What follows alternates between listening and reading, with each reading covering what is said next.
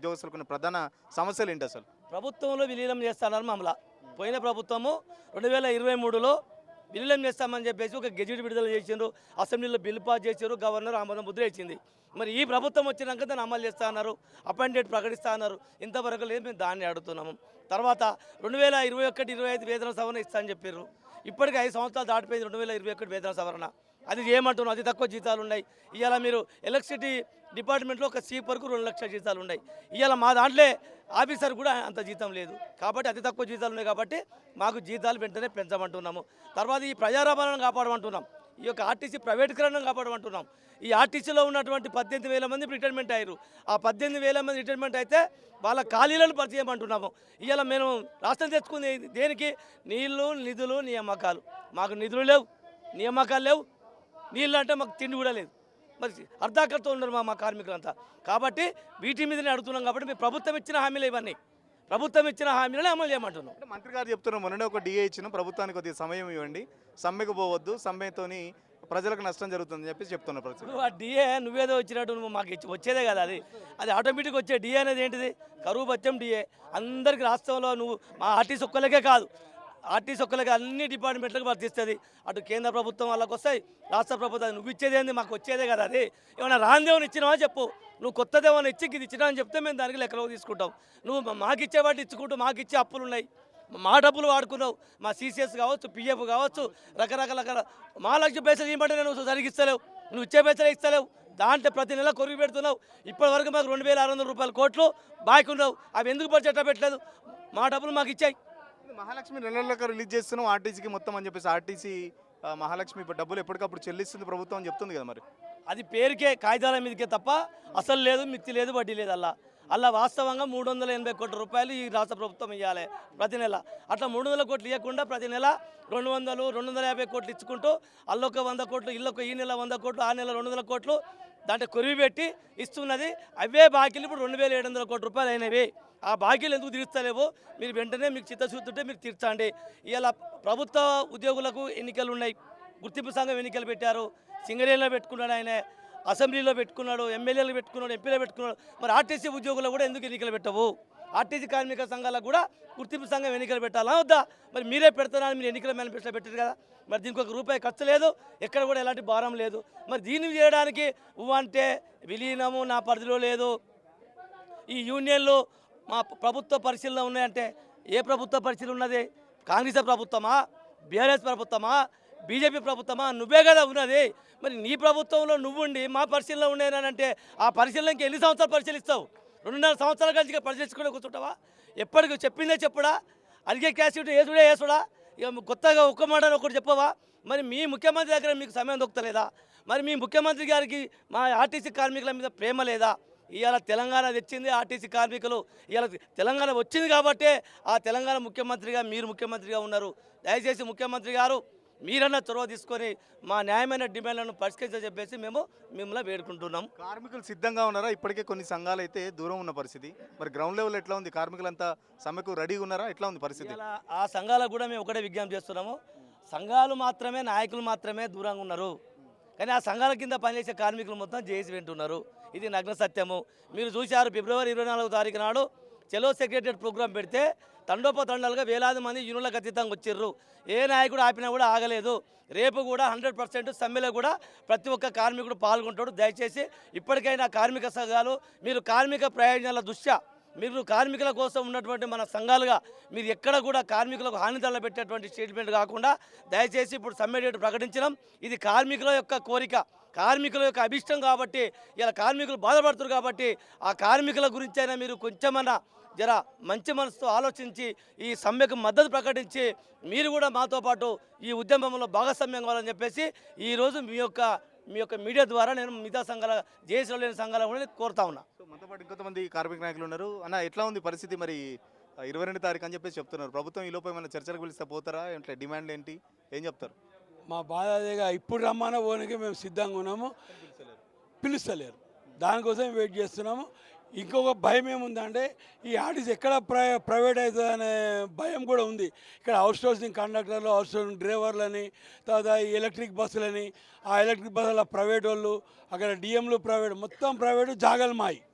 ఈ రకంగా చేస్తుంటే మాకు భయం అవుతుంది. ఏంటంటే ఈ ఆర్టీసీ ఎక్కడ ప్రైవేట్ అయిపోతుందో, రేపు ప్రైవేట్ అయితే ప్రజలకు అన్యాయం అవుతుంది. అర్జన గిరిజన బడుగు బలైన వర్గాలు మారుమూల ప్రాంతాల్లో వాళ్ళకి బస్సులు ఉండగా వాళ్ళు చదువుకోలేక సిటీలకు రాలేక చాలా ఇబ్బందులు పడి అసలు ఏమైపోతుందా అనే ఆలోచనలో కూడా కార్మికులుగా కార్మిక నాయకులుగా జేఏసీగా మాకు ఆ బాధ్యత ఉంది. ఆర్టీసీని ఎట్టి పరిస్థితి కాపాడుకోవాలనే ఆలోచన కూడా మాకుంది. కాబట్టి మేము ఉన్న ఏవైతే కార్మిక సమస్యల మీద అందరం జేఏసీగా ఏర్పడి ఇతర నాయకులను కూడా మా దగ్గర రండి, జేఏసీగా మనం కలిసిపోదాము. కార్మికుల సమస్యలతో పాటు ఆర్టీసీని కూడా కాపాడుకోవాల్సిన బాధ్యత మనకు ఉంది. లేబర్ కమిషన్ సంబంధించి మొదటిసారి కూడా చర్చలకు రాలేదు. ఈసారి రెండోసారి చర్చలకు సంబంధించి కూడా ఆర్టీసీ తరపు నుంచి ఎవరు అధికారులు హాజరు కాదు. ఎందుకు అంత మిమ్మల్ని అంతా లైట్ తీసుకున్నారా ఏంటి, అసలు ఏం చెప్తారు మరి?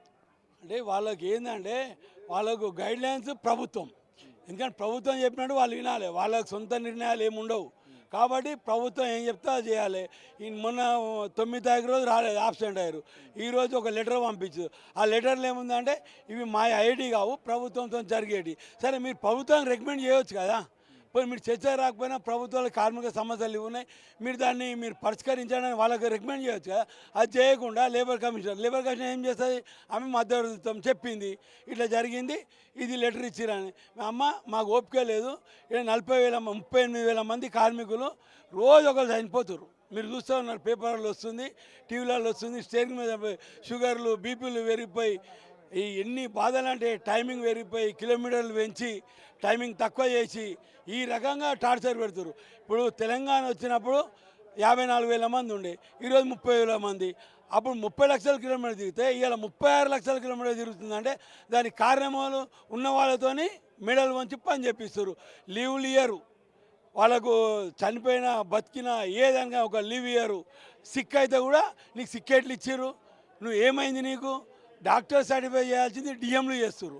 అంటే వాళ్ళ మీద ఒత్తిడి ఉంది, అధికారుల ఒత్తిడితో వాళ్ళు కూడా మనల్ని ఒత్తిడి చేసి లీవ్లు ఇవ్వట్లేదు. కార్మికులు నానా ఇబ్బందులు పెడుతున్నారు. అసలు డ్యూటీకి పోతే మహిళలు అన్న పరిస్థితి కూడా లేకుండా ఇలా మహిళలు కూడా దాదాపు 12-13 గంటలు డ్యూటీలు చేస్తారు. పొద్దుగా ఎక్కితే రాత్రి అవుతుంది. ఈ హైదరాబాద్లో ట్రాఫిక్ జామ్, జిల్లాలో అట్లే ఉన్నది. టైం సరిపోదు, రన్నింగ్ టైము తక్కువ, కిలోమీటర్లు ఎక్కువ. ఈ రకంగా మేనేజ్మెంట్ లాభపడుతుంది, కార్మికులకు నష్టం జరుగుతుంది. ఈ బీమార్లు ఉన్న వాళ్ళు ఆటోమేటిక్ చనిపోతున్నారు. కాబట్టి మేమేమంటున్నాం, మా సమస్యలు పరిష్కారం చేయండి, మాకు స్ట్రైక్ చేయాలనే షోక్ లేదు. మేము ఇప్పుడు మన తెలంగాణలో యువకులు చాలామంది ఉన్నారు.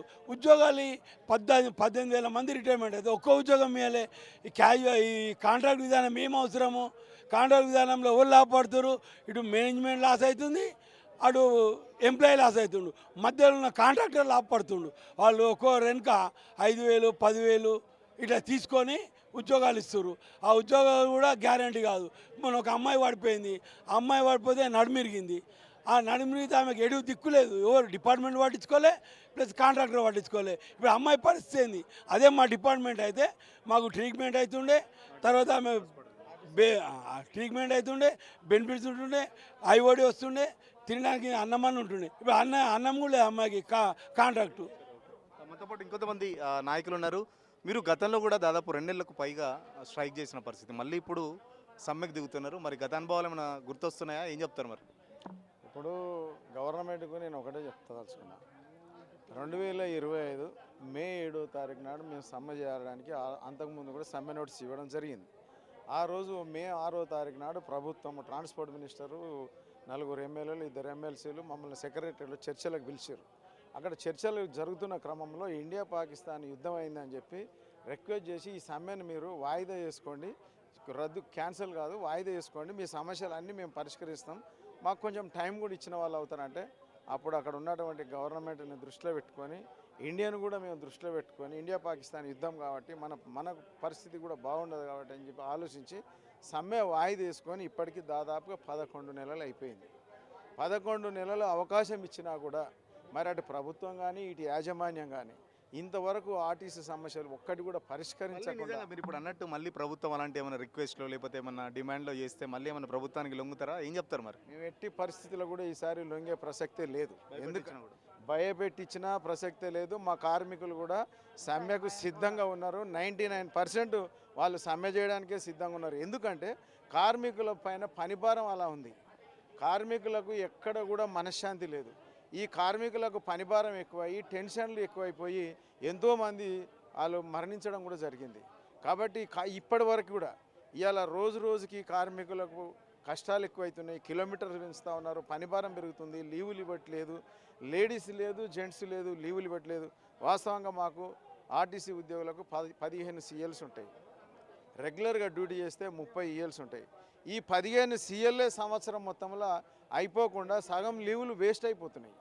మరి మాకు ఈఎల్స్ ఉంటాయి, ఆ ఈఎల్స్ 300 వరకు మనం పొదుపు చేసుకోవచ్చు. ఎందుకంటే లీవ్